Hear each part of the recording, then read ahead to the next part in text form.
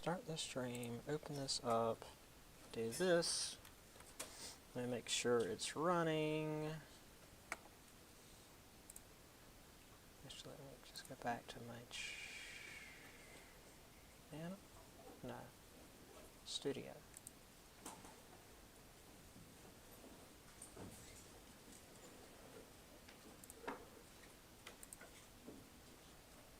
There it is. Okay. That should be running anytime now. There it is. And that's picking up the audio. And that's showing up like it's supposed to. Cool. Alright, this is where we ended.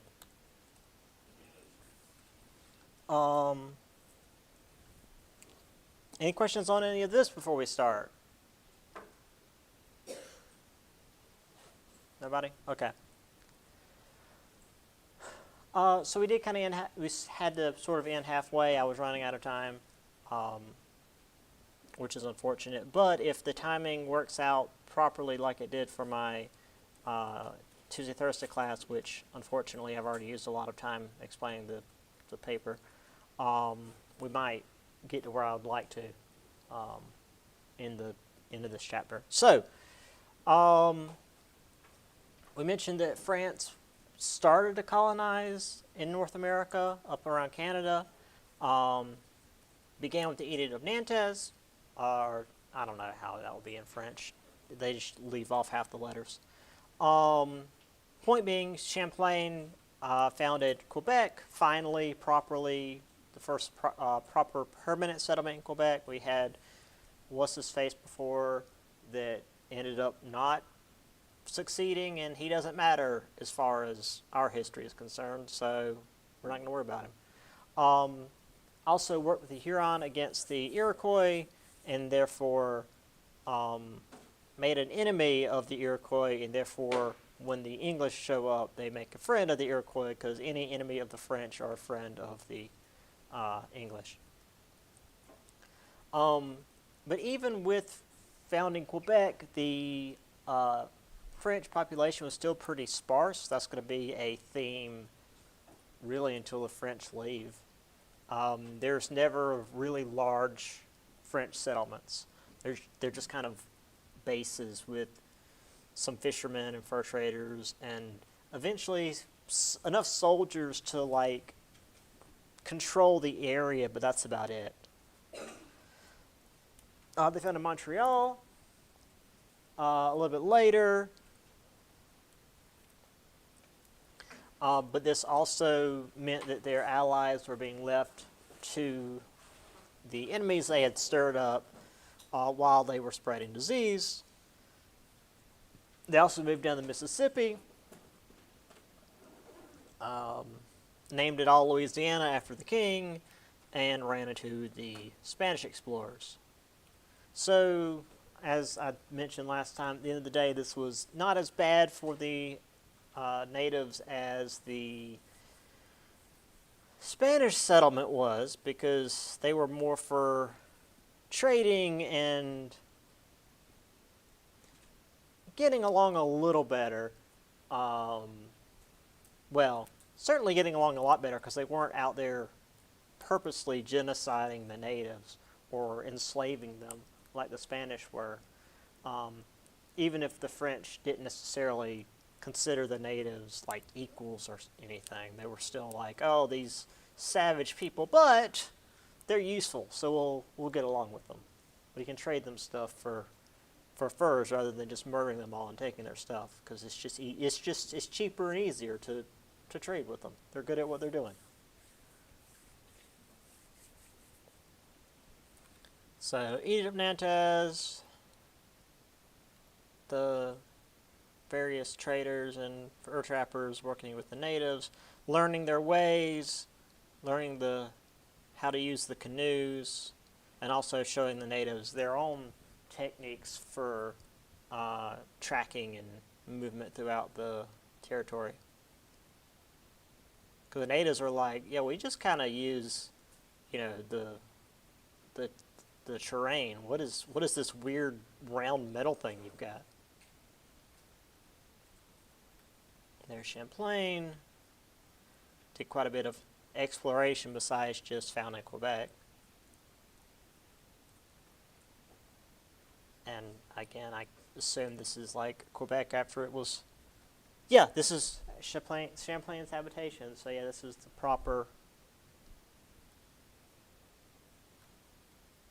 Quebec, I guess.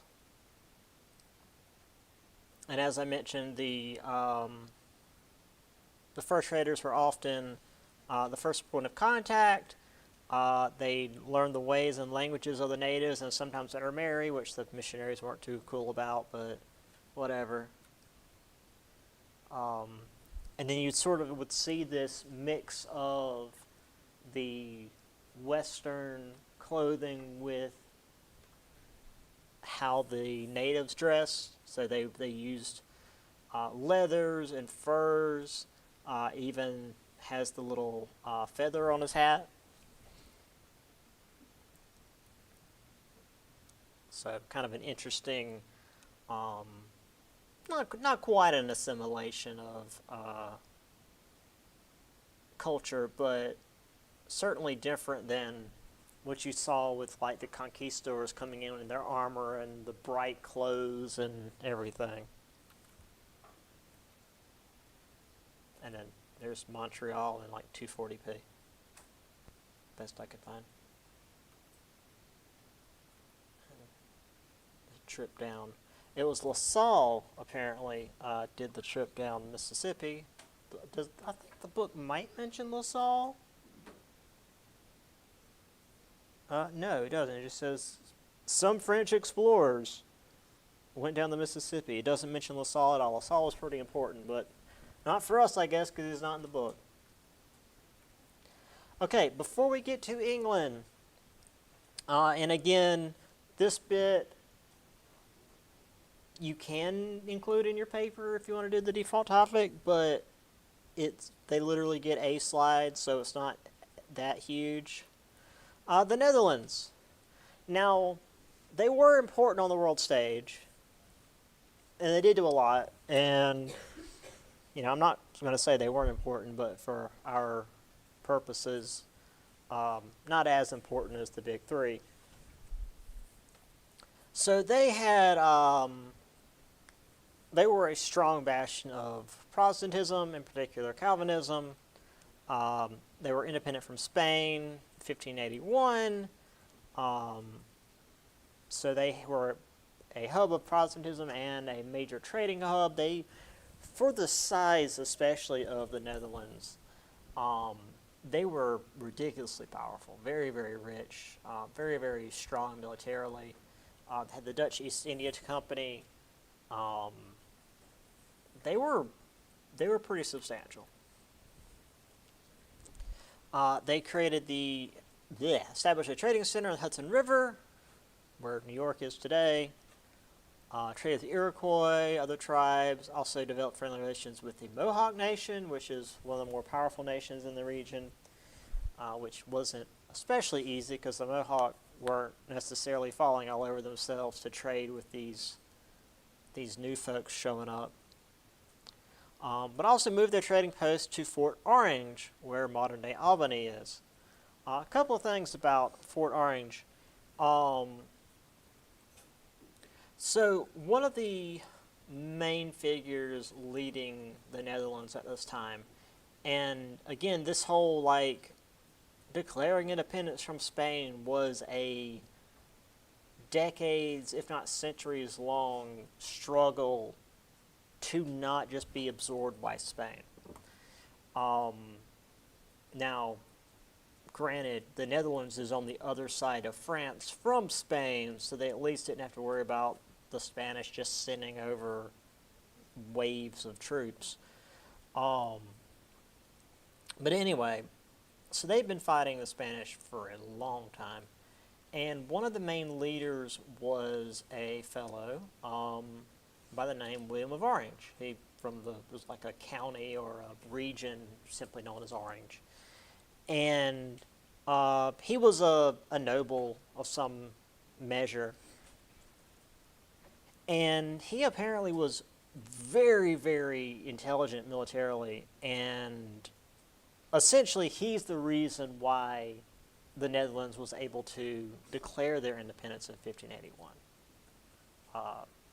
And not only was he that capable within the Netherlands, but he became like this hero of Protestantism and middle. I think we might eventually talk about it. I think we will. He eventually gets called to England to settle like a dispute going on in England over the crown, and essentially becomes the English monarch with his wife, who was like had some lineage with the current monarch in England, so they became the like joint king and queen of constitutional monarchs, which was a big deal. We'll talk more about that later. Long story short, because of this dude and his like major role in all of this historical stuff, and how powerful the Netherlands and England were at the time with all of their colonies all over the world, and all the people loved them. Like even the like regular peasants thought this guy was great. They, in his honor, switched to only planting orange carrots, because carrots are a root vegetable and they're all sorts of weird colors, white and purple and red. And that's today is why most carrots are orange, because of this dude. So there you go. There's some information I don't think any of you are ready for today.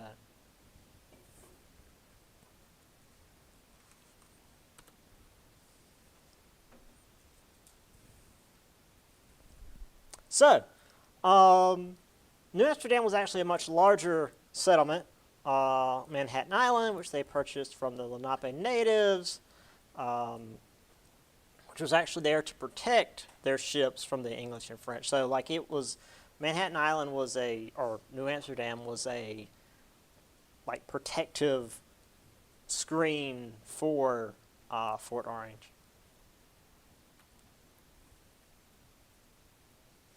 Now, the overall creation of New Netherlands was an idea of religious tolerance, because, you know, Protestantism and especially Calvinism was not well liked in most of Europe, and if they're going to come over here and make their own land, then they certainly can't be telling other people what to do. Except they were not having the best of time with the natives that were there, because obviously if you're going to have a bunch of people coming over and trying to make a living, they're probably going to be farming, and if they're going to farm, they're going to need a lot of land, and the land's going to be that which is used by the natives, especially when the Dutch farmers wanted to roam their cows and pigs, which, if you're not familiar with how cows and pigs work, tend to tear up a bunch of land, and especially the Algonquin crops and whatnot. And so the Algonquins responded by killing a bunch of Dutch livestock, which, I mean, if you got cows and pigs wandering into your crops, then it's like, well, if they're eating my crops, I guess I'm eating beef and pork. So 2 decades of warfare. Eventually the Algonquins were defeated.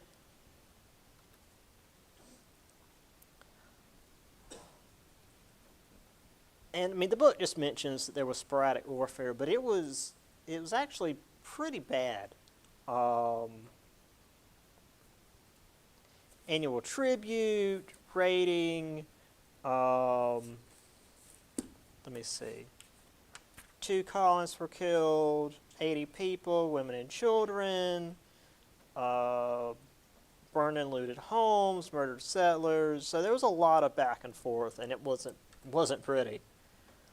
In the meantime, again, the Dutch were remaining friendly with the Mohawk people because they were a much bigger threat.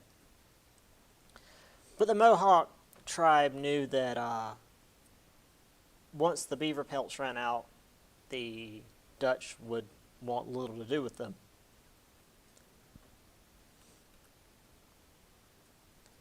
However, due to these decades of warfare and the slaughter of natives and the returning slaughter of the settlers, when the English rolled in to try to kick the Dutch out in 1664, the Dutch just let them have it.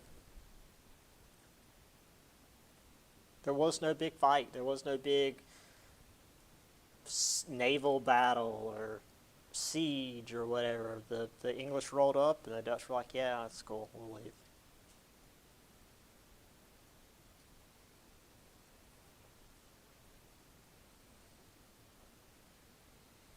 Which at this point, well, as we're going to see in the next couple of slides, the Dutch they still had a significant hold in the region, but they didn't really need land for that.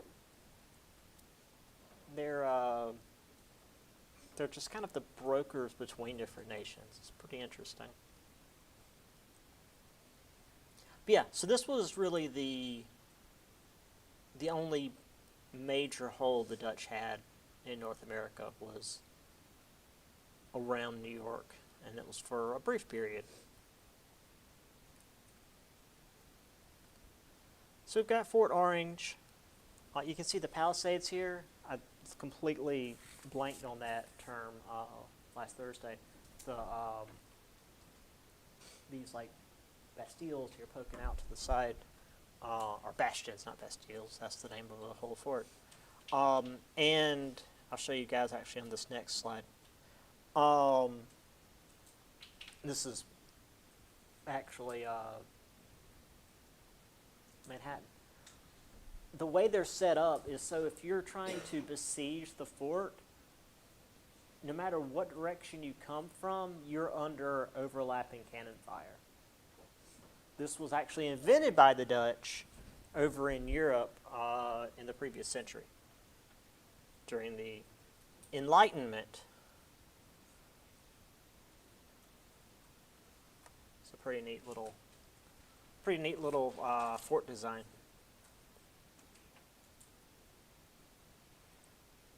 Anyway, here they are getting along with the Algonquins.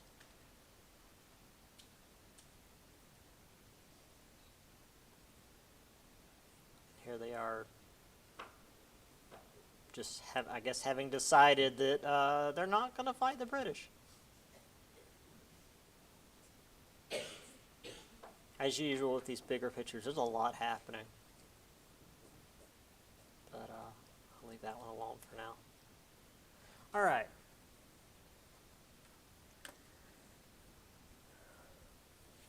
And now the rest of the chapter is England. So let's do that.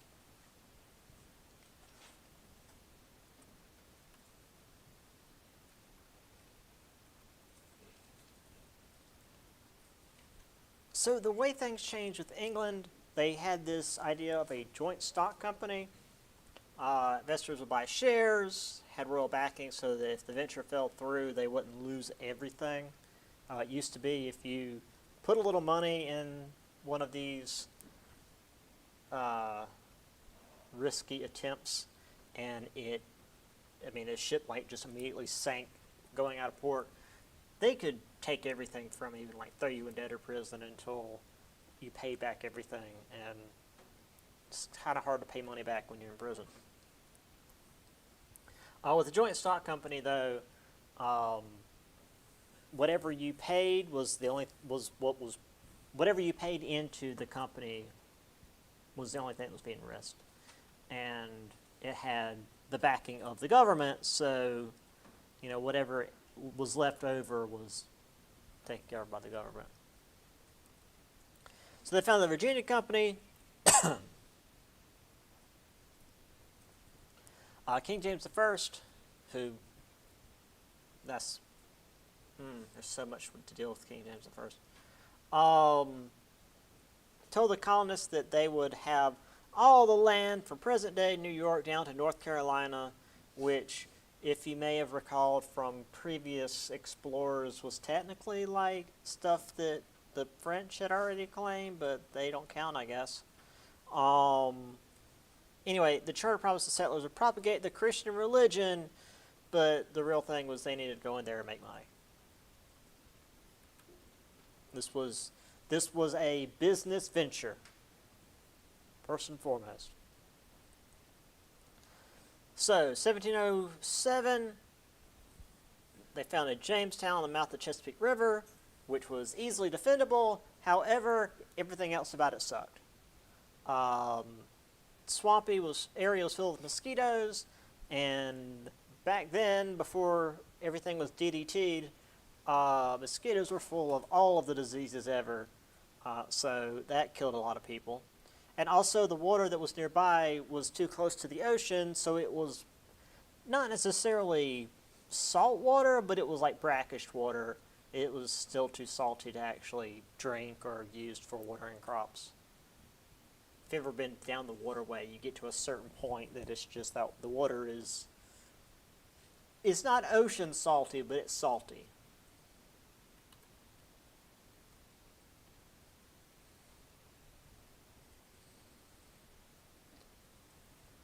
Also, a lot of the settlers were, what's the word to use that's not too rude? Naive.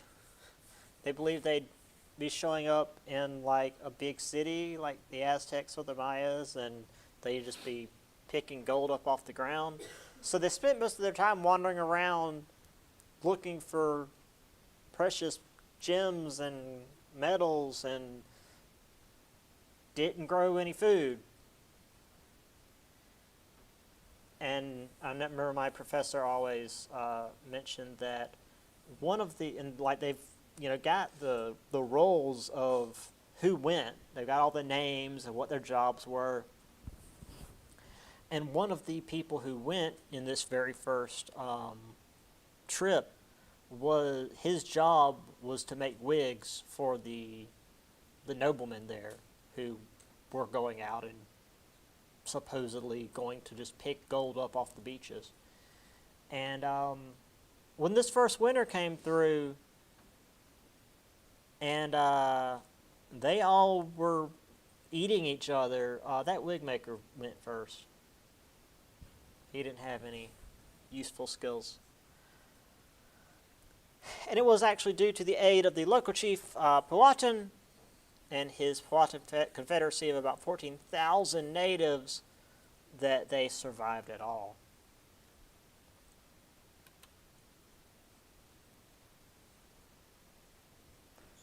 They sent more settlers in using, or more colonists rather, using a 7-year indentured servitude plan, so actual, like, laborers. But this almost failed due to a dry spell. Let me read here. Well, actually, the first group, 38 of the original 105 settlers survived. The second group, 500 men and women, or 500 men and 100 women, 7 out of every 8 died. And as they were getting ready to abandon it, a third supply convoy arrived to keep them from just leaving it. So Jamestown was very nearly abandoned, just as Roanoke was. So yeah, they were getting on their ships. It says here that June, the 60 survivors decided to abandon Jamestown and sail for home. But in the harbor, they met 3 English ships loaded with supplies and 300 more settlers. And due to the supplies and more people, they began to take a more confrontational stance with the natives attempting to gain an advantage over them, which, to be fair, is what the Powhatan Confederacy had been trying to do. What Powhatan was aware of the Europeans and what they represented. So he figured, hey, these idiots are dying. If we help them, they'll owe us, and we can get like weapons and tools from them and be able to, overcome our rivals and have this like European power helping us rather than them lording over us. But once the English started having themselves settled more firmly, well, they started doing like English and demanding tribute and attacking the natives and, being English.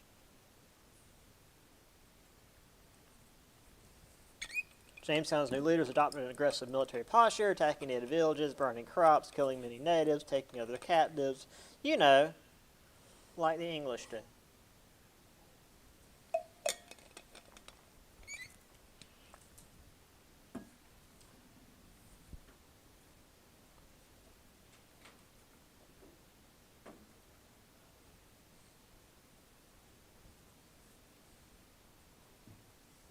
Still not like as blatantly genocidal as the Spanish, but certainly a lot worse than the French.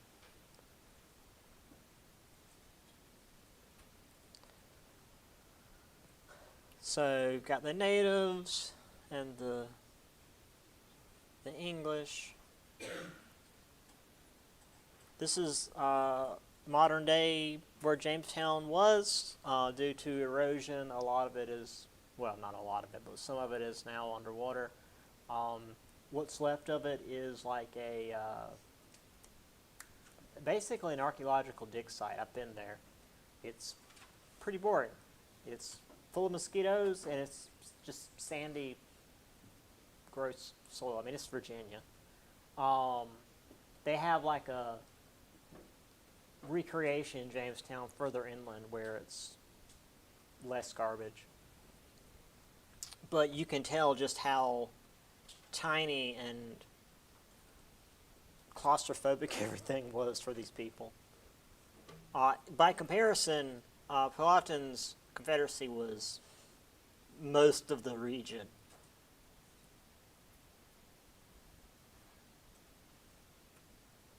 Now, before we do the next slide, I want to see if you guys can pick this up.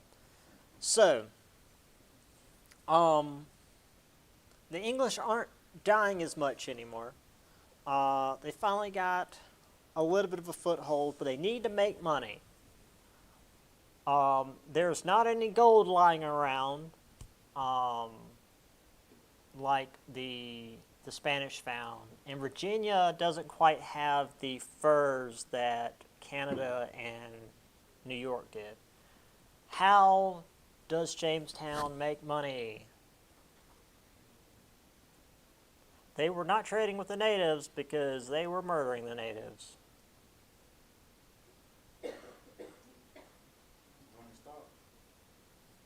No, that was how they got started. They need to do something to make money. Farming is correct. Farming what? Think about Virginia. Bingo. Tobacco. So, yeah, they couldn't just, like, kill a bunch of natives and take their stuff like the Spanish did, because the natives didn't really have anything to take. They didn't have cities of gold like the Aztecs did. However, in the West Indies and South America, Hornico tobacco was being grown, and it was becoming popular in Europe and also England, which is part of Europe, but we're specifying England here, I guess, because this is an English colony. So John Rolfe decided to see if this could be grown in Virginia, because Virginia is also humid and gross like the Caribbean and South America. And by 1612, or no, he started in 1612. By 1614, it was pretty clear that this tobacco would grow pretty easily in Virginia. I've actually got an image here in a little bit of what this really old strain of tobacco looks like. It's quite different from what if you've ever been down any old road here in South Carolina, you've seen what tobacco looks like. It's much less efficient than modern tobacco. Now, as they began producing more tobacco, they needed more people to work the land to produce more tobacco. Therefore, more people were being sent to Virginia/Jamestown to work to produce more tobacco. Therefore, more people were being sent to Jamestown to work to produce more tobacco. So it very quickly began this, I guess you'd call it a spiral, that quickly grew Jamestown both in population and in wealth. Now, I'm giving you years and numbers. Don't worry about those. I'm just showing you how quickly things grew. I'm not ever going to be like, in what year did this amount of stuff happen? No. But I do like showing this sort of thing just to show you how rapidly stuff happened. So 1614 was when John Rolfe realized, hey, this will work. So the next year, we had about a ton of tobacco being exported, which over the course of a year isn't that much. Within 5 years, it had gone up to 40,000 pounds. 1629, 1.5 million pounds. So, yeah, that's a really rapid rise in, 15 years, 14 years? From a ton to, I can't convert that in my head, half of 1.5. 75,000 tons? 750,000 tons. So, but if you're going to be growing tobacco, or growing anything, I mean, this is just how plants work, you need land, and obviously the natives were the ones living on that land. So this is going to cause more stress with the natives. So Powhatan decided to attempt one final alliance with the settlers by marrying his daughter Pocahontas to John Rolfe. The actual story of Pocahontas is much shorter and much more depressing. She converted to Christianity, took the name Rebecca, traveled with John Rolfe to England with their infant son, then got sick and died. Because England. And this was after the Industrial Revolution, so obviously most of the English air is like smoke. Then John Rolfe came back, continued to work on tobacco cultivation, and Powhatan died and left his brother with a much less easy to say name, Opechancanough, as chief, and his brother was not as open to peace as Powhatan was. So we're going to get to that in a minute.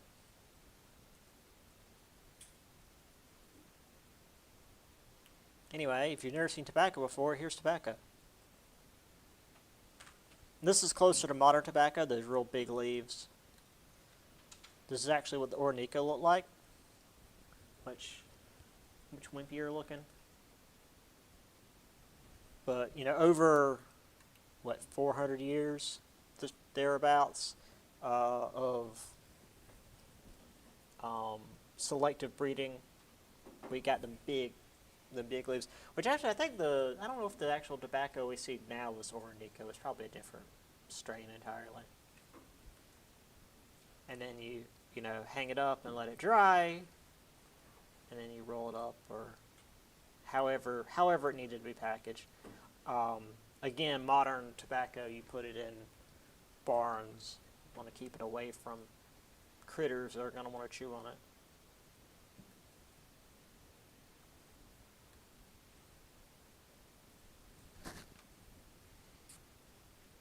Pocahontas getting married. Of course, she got shipped off to England and died.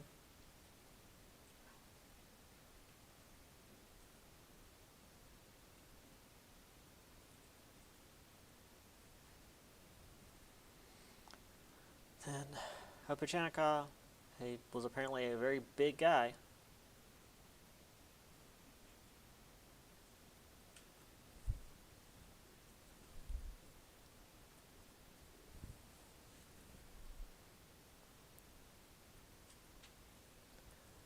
All right. Let's see, what time is it? How much further until? Okay, still need to go a bit more. All right.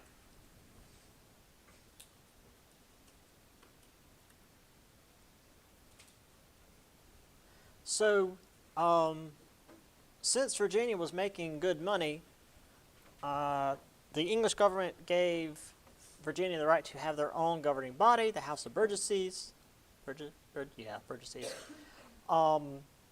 Which isn't to say that Virginia was independent from England, but they could make their own laws, while technically England still had, you know, the say-so if they needed to change anything.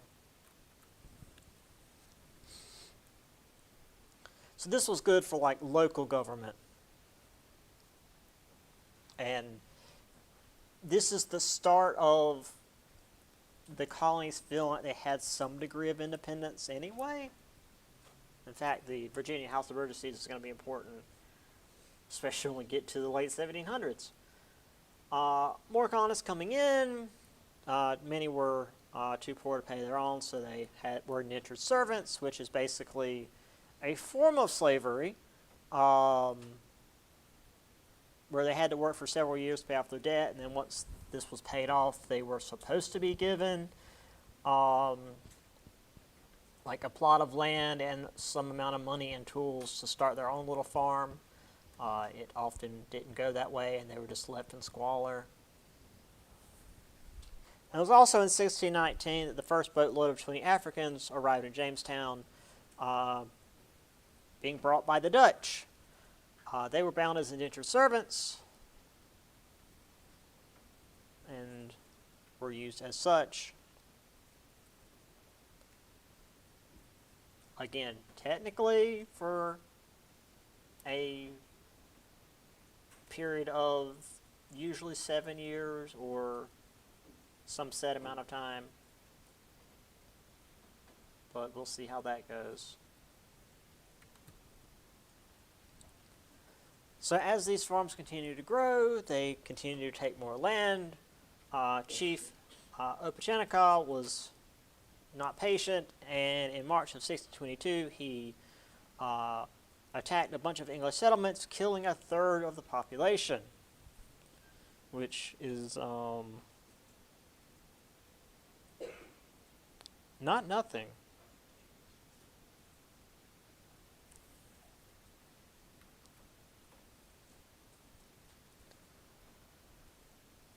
So the English responded, let's see,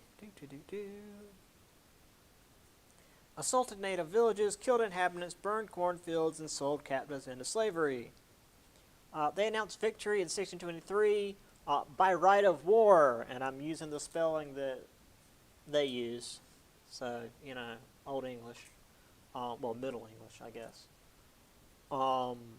However, they continued to fight for well over a decade.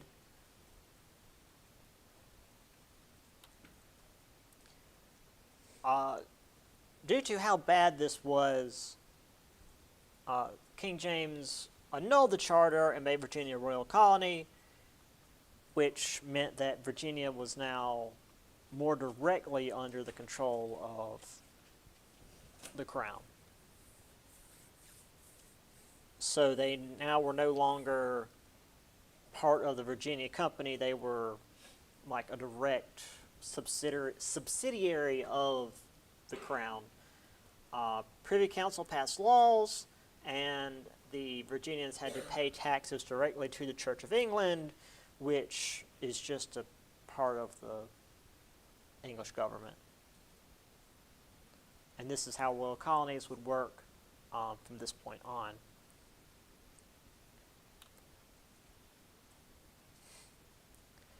In 1644, there was another uprising. 500 English colonists were killed, but by 1646, the chief Opechancanough was captured and killed.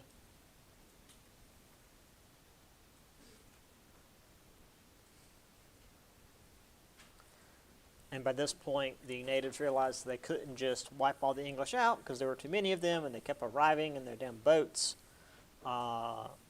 So by 1646, they submitted to English authority and paid tribute to remain on the land that they had been there for generations.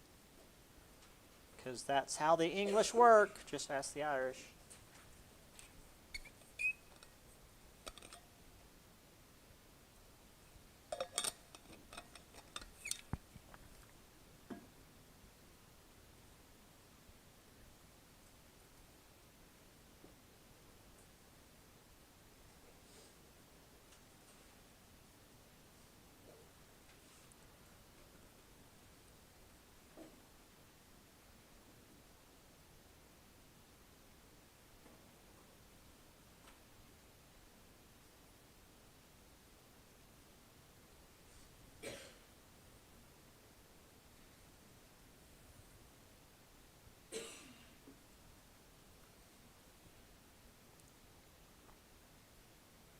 There's the Dutch bringing in the first boatload of Africans, which would create a precedent a little later.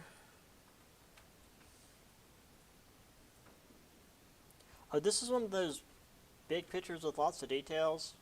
I mean, it's obviously a bunch of English settlers getting slaughtered by the natives, but it's also like, so here's some dude that's about to get shanked, like, right off screen. But here's a guy that's just chopping wood and like isn't hearing any of this. I don't know. I mean, like, there's a mother and child getting their insides put on the outside. But like here's a dude that is just not, he's just unbothered. So I don't know. I guess this is supposed to be a serious image.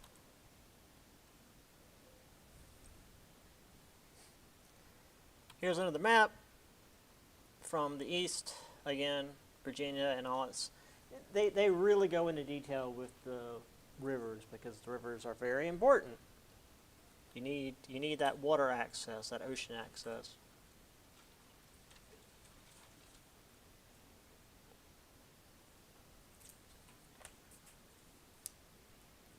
All right. Let's get into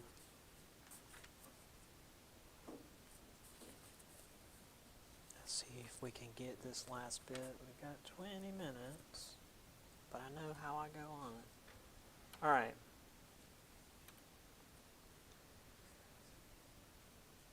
So even though they were fighting the natives for a couple of decades, the Virginia colony was getting larger and more prosperous. 40 to 50,000 new immigrants were coming to Europe to settle in Virginia and eventually Maryland. Maryland, nobody's talked about that. Maryland was founded in 1632 by Charles Calvert. Calvert was given the title Lord Baltimore by King Charles I. King Charles was oh no, Charlie was I think he was actually Catholic. There was a lot of weird stuff going on in England at the time. Anyway, it doesn't matter. Charles Calvert was a Catholic Englishman, and he wanted to create a colony for his people because, remember, England is technically Protestant. It's Anglican, which is just like Catholic with the serial numbers shaved off. But you can't be regular Catholic in England because that's not allowed. So if you want to be regular Catholic, you either need to be in Ireland and mistreated or come over to America. So they came over to America, created Maryland. Obviously, they're going to name it after, Virgin Mary, because that's the Catholics don't have a real. Nobody's really good at naming things back then. So they created Maryland and created the first city called St. Mary's City because of course, headed by a largely Catholic aristocracy. However, there weren't a whole lot of English Catholics, and most of the population was Protestant laborers. So if you're creating a Catholic colony, and it was being run by like a Catholic aristocracy, but most of the people were Protestant laborers, there's an issue like immediately about to happen. So, to keep a conflict or really just an uprising from happening, the governor, which is to say Calvert's brother Leonard, because there's no such thing as nepotism, passed the Act of Religious Toleration. So, as long as you were a Christian, you had religious freedom in Maryland. So, that was good, I guess.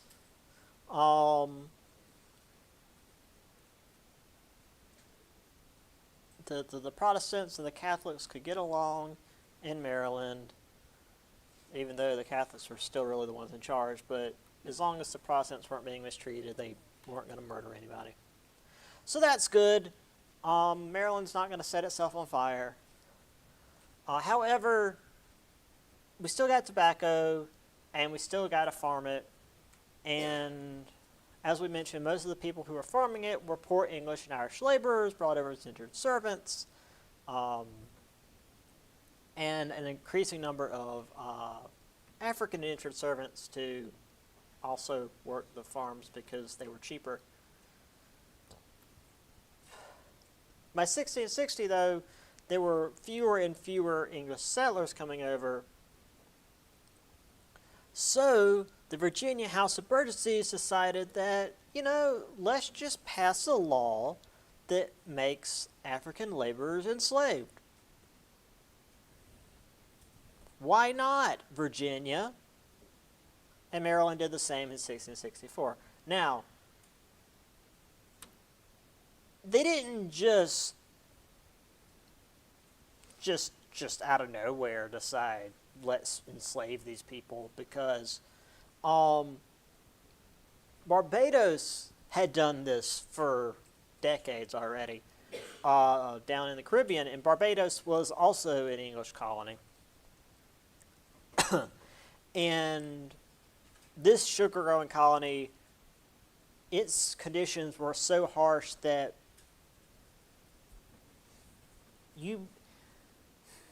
how do I put it? It essentially necessitated working the laborers to death. So in order to keep the sugar plantations running, you had to constantly import new laborers. And you weren't going to get people coming in willingly to work to death, knowing that the previous group had worked themselves to death. So this was a pretty much slave-only colony. And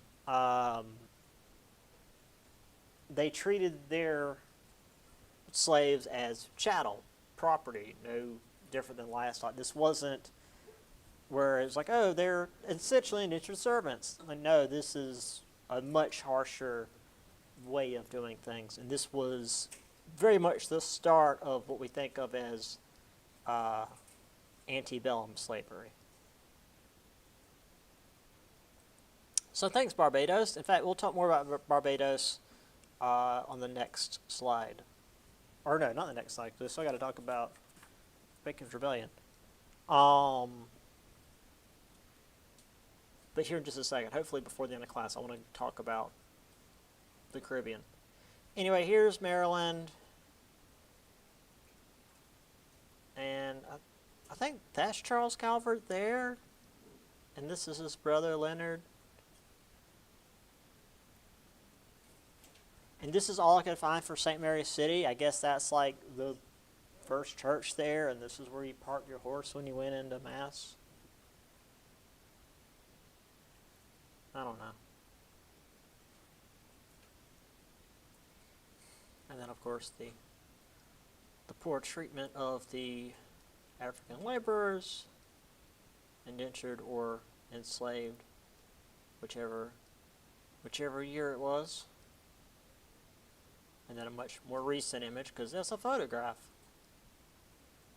I really like the images from this era, because it was just like, okay, we got a bunch of people, so you guys just lay down in the front. That always just, there's just an extra flair to that. Alright. Let's get into a little bit of class solidarity before we talk about the Caribbean.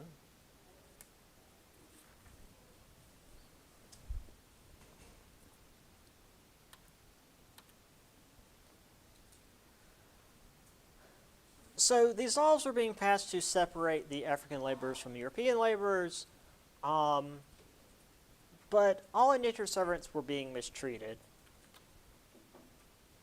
And as I mentioned, they were supposed to be given some amount of land, tools, and a degree of, like, a seed money, enough money to start a bit of a farm. But that was rarely the case. So oftentimes they would head west, and by west I mean like maybe the central portion of the current coastal states, to try to start a new life and then deal with natives who didn't want them there, and the governments on the coast not doing anything about it. So they became very disillusioned with the governments that were supposed to be there to protect them. So we had frontier settlers who attacked native villages, and said native villages were allied with the English. The natives attacked the frontiersmen back, obviously. So the governor of Virginia, Sir William Berkeley, refused to intervene. So Nathaniel Bacon, who I believe was a militiaman, no, came from a wealthy family, was related to Berkeley by marriage. Oh yeah, so he knew the guy. So he formed a militia of planters, frontiersmen, and laborers, both black and white laborers, to attack natives. Berkeley declared Bacon guilty of treason, so Bacon decided to head into Jamestown. And on the way there, the wives of these frontiersmen began spreading information and rumors about how the workers were mistreated. And before they even got to Jamestown, they essentially had won control of the House of Burgesses, which is, the local Congress, I guess. So as they marched across Virginia, they burned plantations, including Berkeley's, and the governor fled across the Chesapeake Bay. So things are certainly doing a thing. But then Bacon died of dysentery. The movement was crushed, and the landowners who worked with him had their plantations plundered. So much for a workers' revolution. The biggest aspect of this was that Berkeley saw that white laborers were willing to work with their black counterparts, so the white rebels were allowed to return home peacefully, and their conditions were made a little bit better while he cracked down on the black rebels in order to divide them along racial lines. Because you can't have class solidarity and racial solidarity. Come on. Also, in 1672, King Charles II chartered the Royal African Company to begin transporting African slaves to North America via British ships rather than having to rely on the Dutch. So that's not great.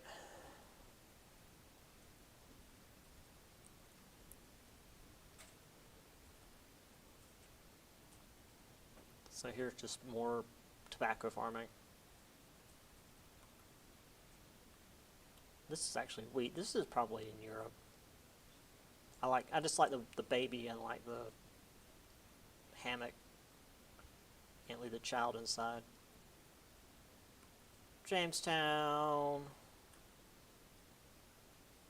Jamestown on fire. Bacon and the boys. I like this image.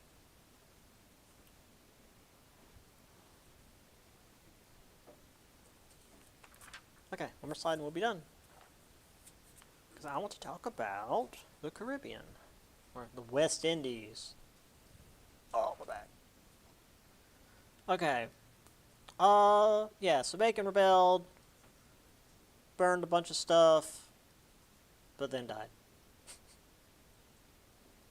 Just remember about Nathaniel Bacon's rebellion. Alright.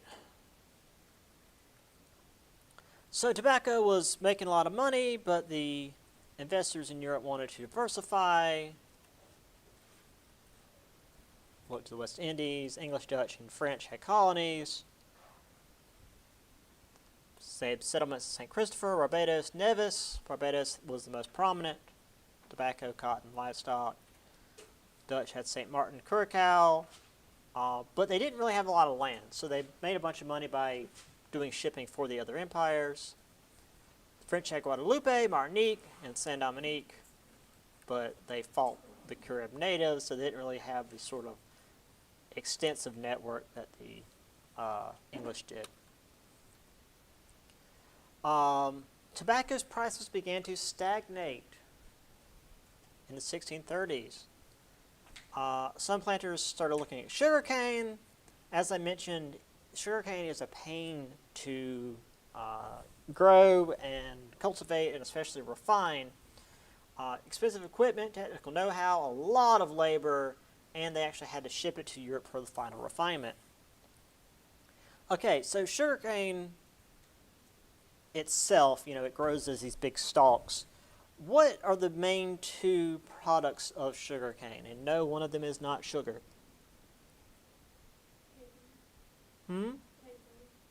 Well, probably, but not the two I'm looking for.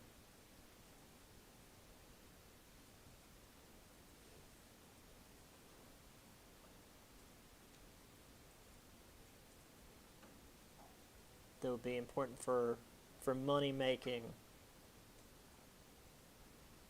like quick easy money making from the Caribbean. I mean, one is related to sugar.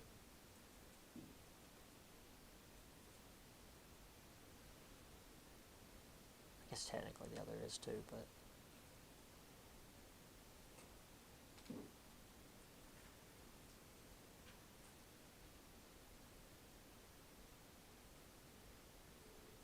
I'll continue the things while we're... So Dutch worked with the English for the sugar plantations, the mills in Barbados. This was actually a really big deal. It intensified competition for land and labor, not just in the Caribbean, but in North America as well. Learned about sugarcane cultivation from the Portuguese in Brazil.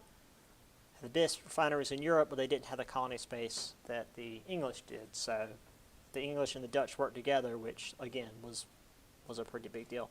Also, I want to note, we were not a colony of England. We were a colony of Barbados. Now, Barbados is an English colony, but there wasn't like a ship sailing from England that landed in lower North America and it's like, we're going to settle here. There was a ship that came from Barbados that like landed in lowland South Carolina. It's like, oh hey, these mosquito infested swamps look great. Let's grow rice and sugarcane and eventually indigo here. No clues as to what we're using sugarcane for? That's the last product. And molasses. Molasses first, and then they ferment it into rum. Very good. Yes. In fact, I'll show you guys here in just a minute. So here's where everybody is. Again, the Spanish have most of it, but they're dealing with stuff. So they're not really doing much. And again, the one that has the least amount, the English, which is, Jamaica's not really doing that much. Jamaica is actually more of almost a colony, a settlement colony, Kingston. And Barbados, which is this little tiny dot here, is where all the money's coming from. So yeah, starts as these big stalks that you have to cut down with machetes. And then they boil it. Well, actually, they crush it up first using either a windmill or you can see back here. See, they're animal-driven, wind-driven, or sometimes water-driven. And then they run that into these boilers. And let me tell you, molten molasses, if it sticks to your skin, it will burn through you. This stuff's bad. Molten molasses is like about like napalm. It will just stick to you and burn. You don't want to deal with any of that. Here's another one of the. It's got the crusher up top and also down here. It's pretty neat. Also, here's the from England down to Barbados and then up to Charlestown. There's us, and then Jamestown, and then back to England. So yeah, they refine it into molasses, and then they further refine that into rum, which is why rum's the big drink in the Caribbean, because it's just easy to get your hands on.